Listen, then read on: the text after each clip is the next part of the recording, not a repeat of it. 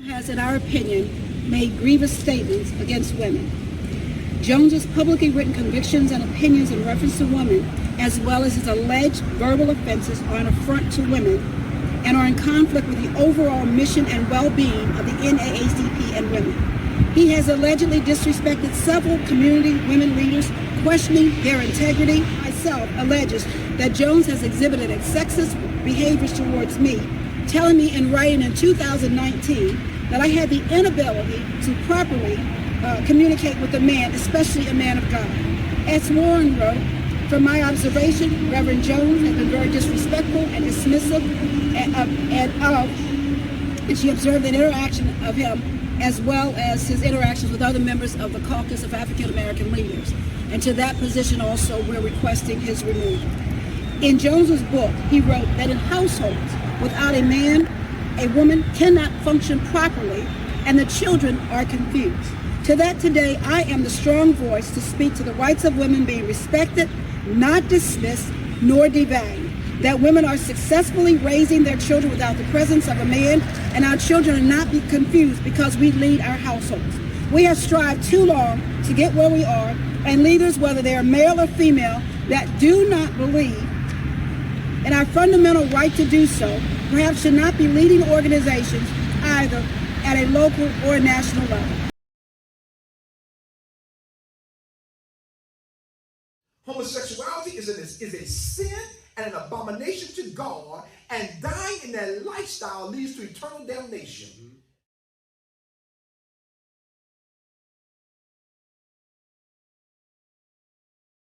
Conflict with the overall mission of the NAACP, and that they are in conflict with the Supreme Court granting, or the courts of Maryland, the Supreme Court granting same-sex couples the right to marry as it was on January the 1st of 2013.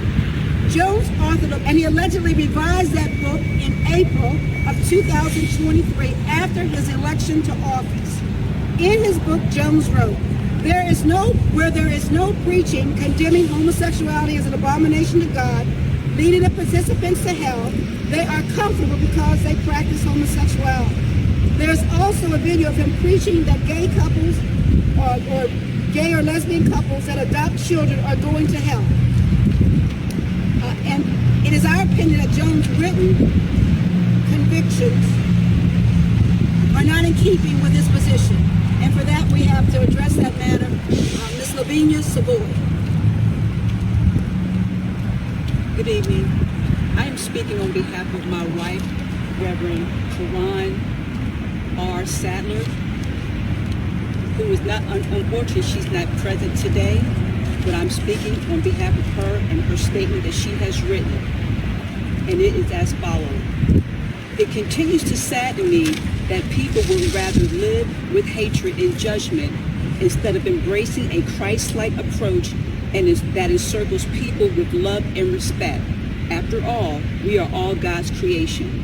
Leading by condemnation and other ethically questionable behaviors is always unacceptable. This is precisely what you have done as the Anne Arundel County President of the NAACP, one of the nation's leading social justice organizations. Your writings and public musing are appalling and incongruent from the historical genesis of the organization and far from the teaching of the one who came to save. Because I strive to live by the basic principles of kindness, love, and respect, it is incredibly disheartening to witness and experience the opposite from those who propose to speak truth to power and claim to work on behalf of the least of these. Unfortunately, my experiences have been contrary as an ordained clergy person, a Black professional, and a same gender-loving woman. But my faith in God, and as a person God has shaped and formed, I have not been shaken. You have just encouraged me to keep pressing toward the mark of the Most High.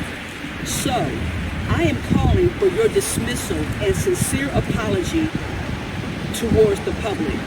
You owe this community and its people at least that much. Because of your reach, your words carry weight and influence.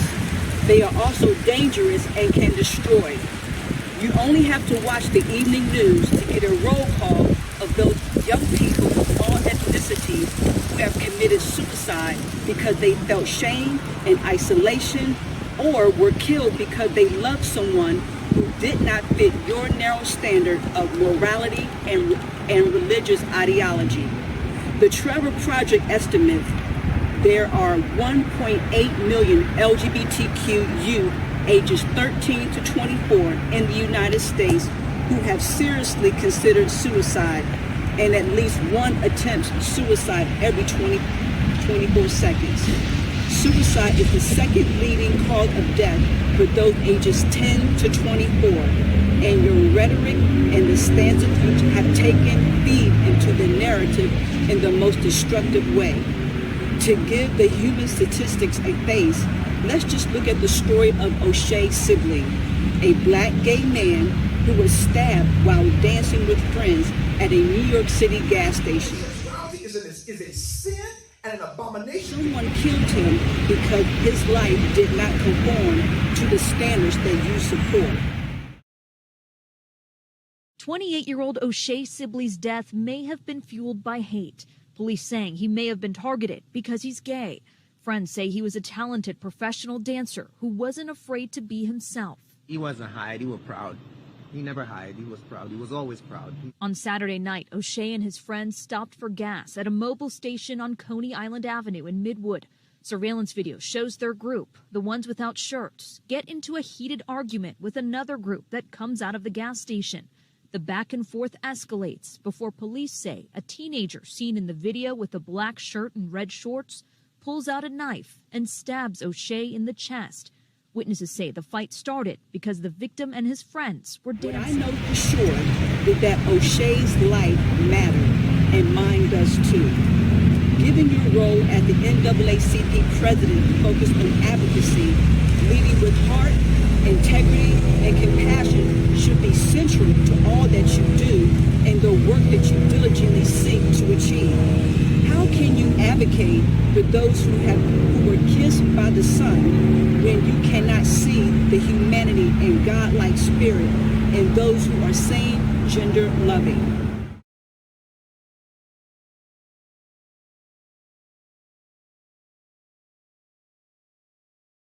I have a question. What do you consider to be the racial advancement, the advancement of the race? Does that include, what does that include for you in terms of how to advance? What advancement means? And since we're going by the bylaws, what do you consider advancement to mean? And what other aspects of, we talk about intersectionality, talk about gender and class and all these other different issues. And we've heard issues around gender concerns with this branch and in the NAACP in general. Do you consider that to be a part of your moving forward and advancing the organization? Let me tell you what my thoughts are. And hopefully this will answer this question forevermore, because I've heard something along these lines. My focus is not gender. My focus is not sexual orientation. My focus is the charter goal of the NAACP to champion equal rights and elimination of racial prejudice and to advance the interests of colored people in the areas of education, employment, legal rights, and voting rights. That's my focus. And so as I stay in line with the charter goals of the NAACP, I know I got the support of the Constitution and the bylaws. That's my focus. Another question about whether you consider sexual orientation to be a part of the advancement of Black people. You say you don't want to focus on gender. You don't consider gender and sexual orientation to be part of the advancement. Is that what you're saying? No, it's not what I'm saying. I'm saying that's not my focus. My focus is the charter goals of the NAACP, and then do what we need to do to reach that, brother. That's my position. I don't really have anything else to add to that, sir. Okay, so let's proceed, brothers and sisters. We can. I'm sorry, I can't do this reactive thing in terms of the emoji, but I find that statement offensive because gender and sexual orientation is included in anybody's racial advancement. anybody's. And that is part of the NAACP on a national level. That is being attended to on a national level. Now, this branch is too important to this county to ignore certain things. And these are the things that lead to lawsuits. And we don't need that. The vision of the NAACP is not only simple, but it is eloquent. The mission is this: we envision an inclusive community rooted in the liberation where all persons can exercise their civil and human rights without discrimination. For me and others who have found love and light in the accepting of who they are and how they love, managing from a perspective of respect is not just an ethical choice, but a spiritual one, and the only approach that can evoke healing and wholeness. I am calling for your dismissal and public apology for your words. My humble prayer is that you seek understanding and find a way to reconcile with those who have done you no harm, but are just living their lives. At this time, I bring to you Emma Buckley. I'm a community organizer, a member of the Anne Arundel County NAACP. Showed me a few passages from a book allegedly written by Reverend Jones.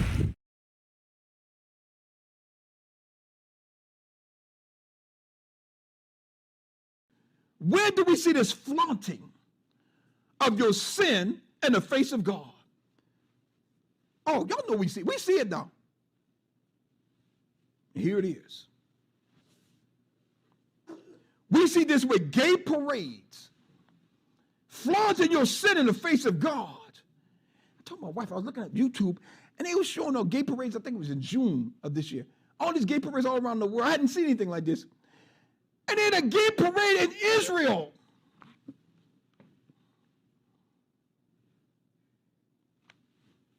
The home that God gave to his children. Number two, where do we see this flaunting of your sin in God's face? Pushing and proclaiming religions that exclude Jesus as Lord. What are you talking about? Hinduism or Islam, all that stuff, or Buddhism, all that, flaunting that stuff in the face of God. That's sin. The quote that has so deeply impacted me essentially stated that it was impossible for same-sex or same-gender couples to experience and forge the same moments of intimacy as a husband and wife would in a heterosexual marriage. I'm here to tell you today that that's completely untrue. Me, as a member of the LGBTQIA+ community, that someone who is in our community, a community organizer, would write this in the first place and then do nothing to denounce what was written if they learned better. I identify as demisexual. I have many friends and relatives who identify on different parts of the beautiful spectrum of sexuality and gender in the LGBTQIA+ community. Sexuality and gender were never meant to be prescribed by man. They're deeply personal things that each of us has a right to explore for ourselves. Each of us has a right to find our person, for our person to find us, and to forge a lifelong relationship with them based in romantic intimacy, trust, and all the little moments therein. This quote, and others like it in the book, according to my perception, essentially states that not only do we not have that right, it is impossible for us to have that right because we're incapable of feeling it. Again, my perception. I'm talking about the little intimate moments. I'm talking about holding each other as you fall asleep. I'm talking about sharing morning coffee together as you prepare to go to work. I'm talking about holding hands, walking to the park, or walking to the store together. I'm talking about late nights reading passages out of your favorite book to each other because you want your favorite person to know your favorite passage. It's all these little things that add up to my parents' marriage, now 30 years strong, and they are the same things that my friends John and Teo forged with each other when they began dating in college in 2016, got married 2 years later, and are now traveling the world together. If you'd like to find a difference between these two stories of love, it could very well be in the fact that my parents are a heterosexual presenting couple and John and Teo are a same-sex presenting couple. But to me, there are many more similarities. The biggest one being that they're all human and they all experience love and they all want to give love and they've all found their person to give their love to. And this book is saying that it's impossible for John and Teo to experience that love the same way. This group considers this matter urgent, and we request that President Johnson and the National Board take immediate action. We want to also state and re-emphasize that our petition and our complaint is signed by more than 25 members of the Anne Arundel County NAACP. The group also alleges that in his role as president, Jones has placed his aggrandizement ahead of the interests of the NAACP members. For instance, for 11 years, the Maryland State Conference president and the Anne Arundel County NAACP have consistently and unyieldingly supported my family in their pursuit of justice following the death of my young African-American daughter. Several members are upset that instead of continuing that effort at a critical point, that when Jones assumed the office, he refused to issue an accountability call to the Anne Arundel County Police, which would have been in keeping with the NAACP statement that the criminal justice system is heavily impacted by the bias of police mentality. And NAACP President Derek Johnson's call to reform a system that fails to properly hold law enforcement officials accountable. Chief Amala Waters refusing to list the death of my daughter as unsolved. Listing the death as unsolved and requesting more information from the public would be in keeping with an administrative law judge's 58-page opinion. This and all these things are allegations that we stand by them. My part in this is speaking both as a woman, as a mom, and as a mom. This does not mean that they are not good people running this organization, and I want to clarify that because we have many wonderful leaders that are running the Anne Arundel County NAACP, but they deserve better. The criminal justice system is shaped by biased policing and unfair judicial precedents rooted in anti-blackness, racial disparity, other incredulous offenses against people. We must stand together to fight that, and we need a leader that takes that into account and walks with us and not against us. We'll bring that to a conclusion. Thank you.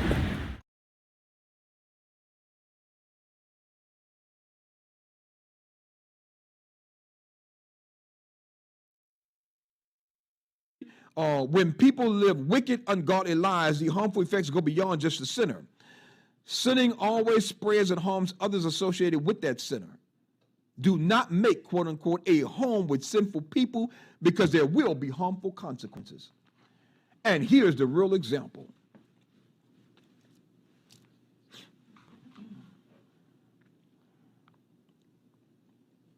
This is going on, brothers and sisters, what I'm about to share with you. And folk know about it, but they're going on like nothing is going on, not looking at how sin spreads and affects those associated with the sinner. And when you make, quote unquote, a home with sinful people, there will be harmful consequences. Here's a real example.